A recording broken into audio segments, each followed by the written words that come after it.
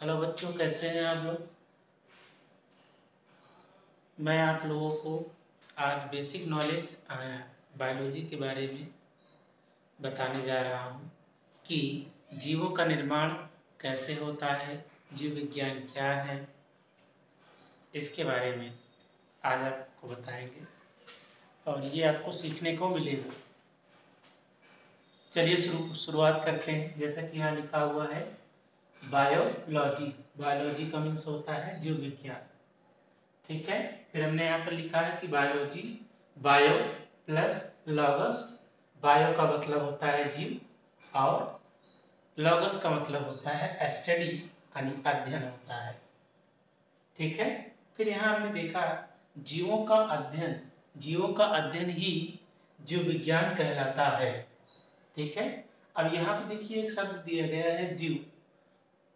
जीव दिया गया है, तो यहाँ पर देखिए इसमें दो शब्द दिखाई दे रहे हैं, एक तो जा है और दूसरा क्या है, वाह है।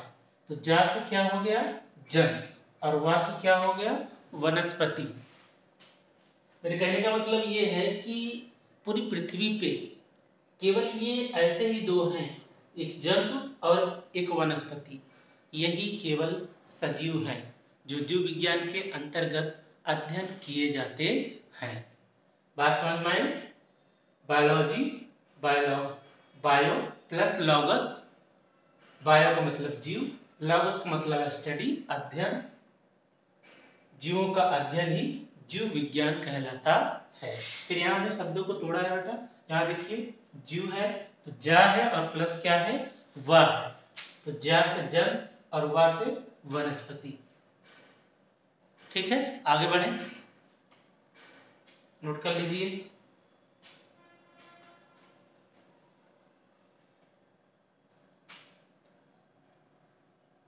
ठीक है बच्चों, आगे चलते हैं।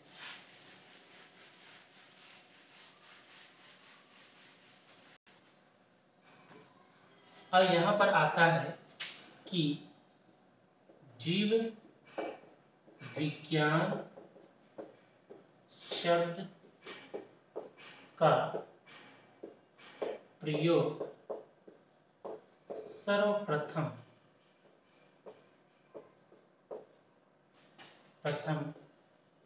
किसने किया, तो उसमें वैज्ञानिक है, उसमें वैज्ञानिक आपके हैं।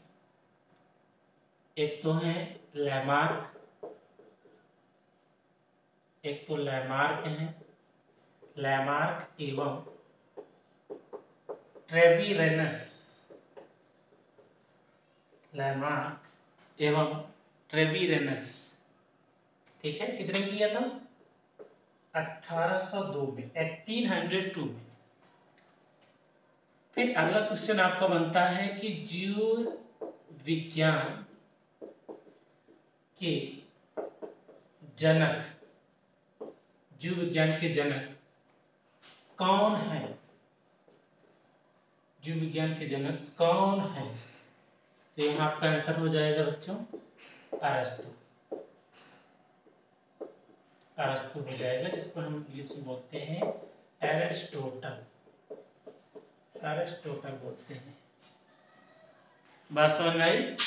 ठीक है, जीव विज्ञान शब्द का प्रयोग सर्वप्रथम किसने किया, लैमार्क एवं ट्रेविरेनस ने 1802 में। फिर जीव विज्ञान के जनक कौन है, अरस्तु है, अरिस्टोटल को माना जाता है। ठीक है, अब आगे चलते हैं। इसको मिटा दें, इसको नोट कर लीजिए, नोट कर लीजिए।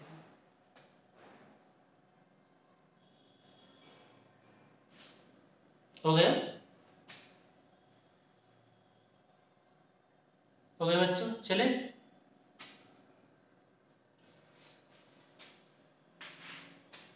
ठीक,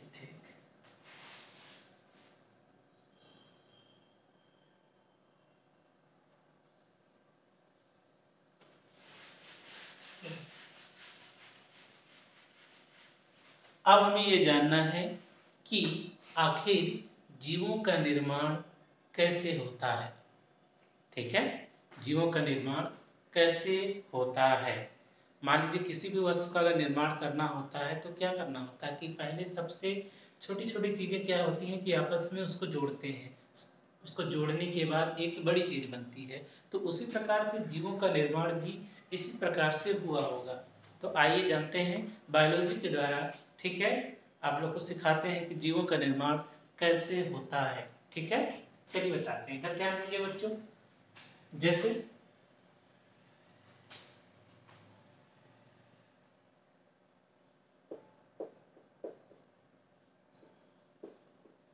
ठीक है, जो छोटे छोटे कण होते हैं, प्रथम सर्वप्रथम अगर जीवों का निर्माण होता है तो उसके लिए बेटा जो है सबसे छोटे छोटे कण।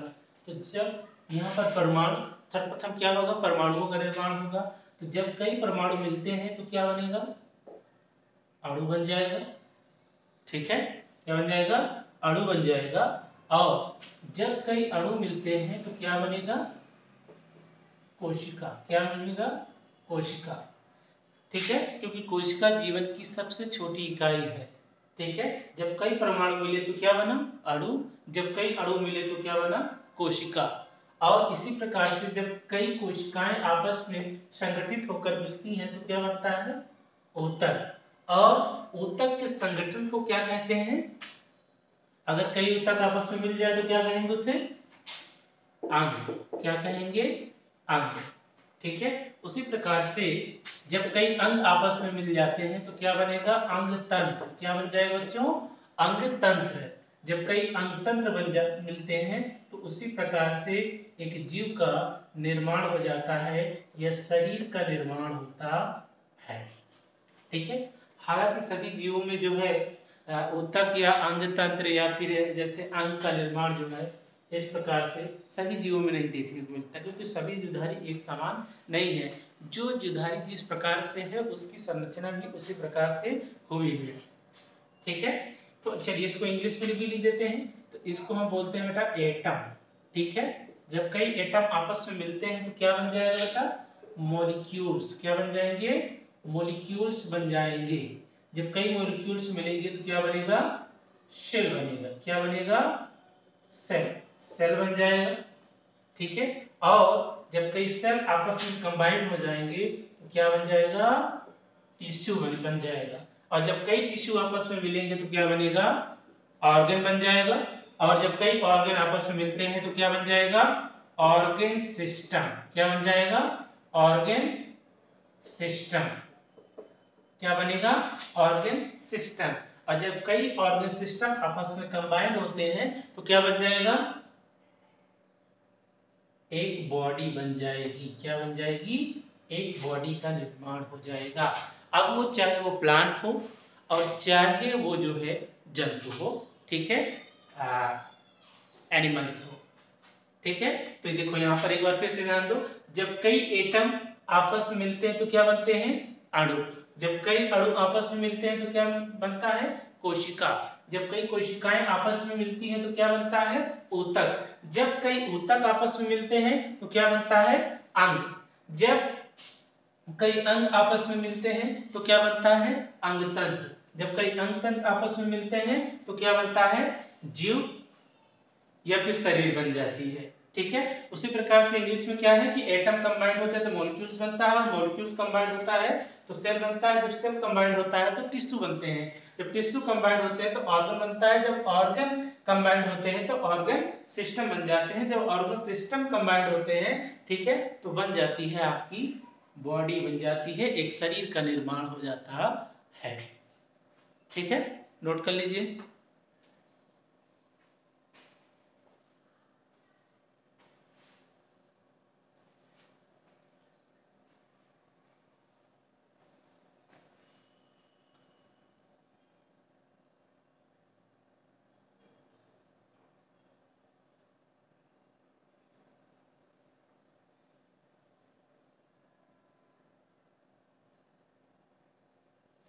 चलिए आगे चलते हैं, ये इसको मिटा देते हैं।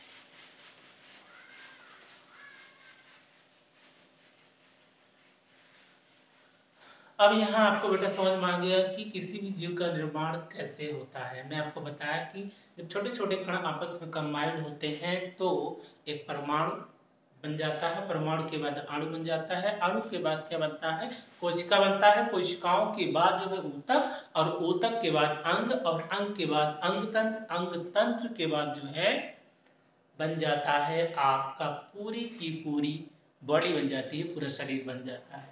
ठीक है, यहां तक समझ में आया? आगे चलते हैं।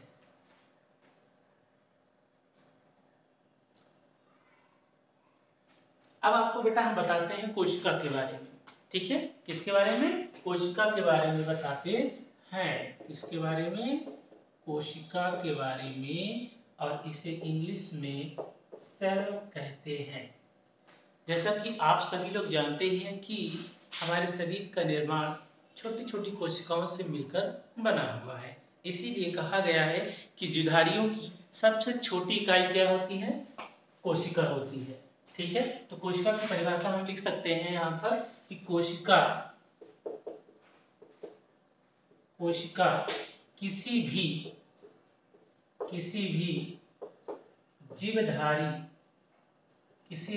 जीवधारी की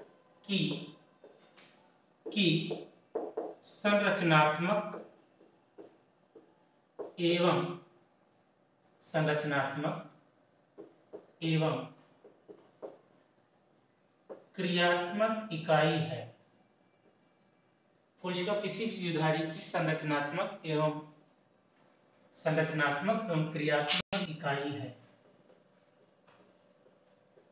इसे इंग्लिश में हम लिख सकते हैं बेटा, सेल इज द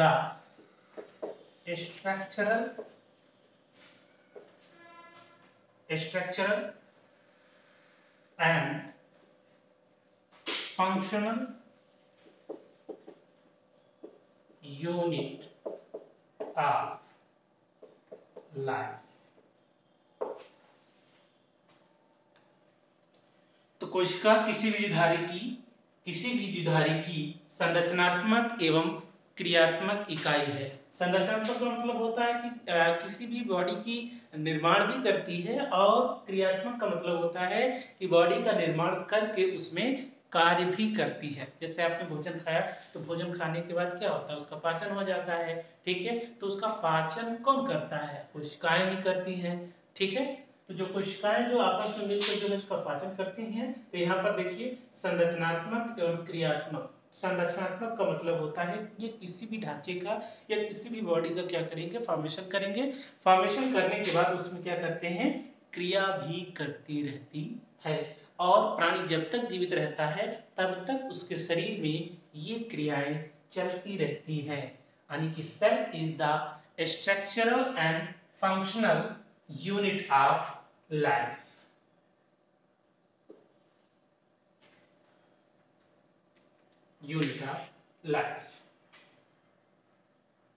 हो गया यहां तक? आगे चलते हैं।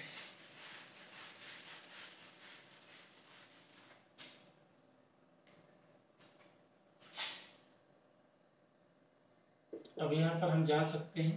ठीक है, कोशिका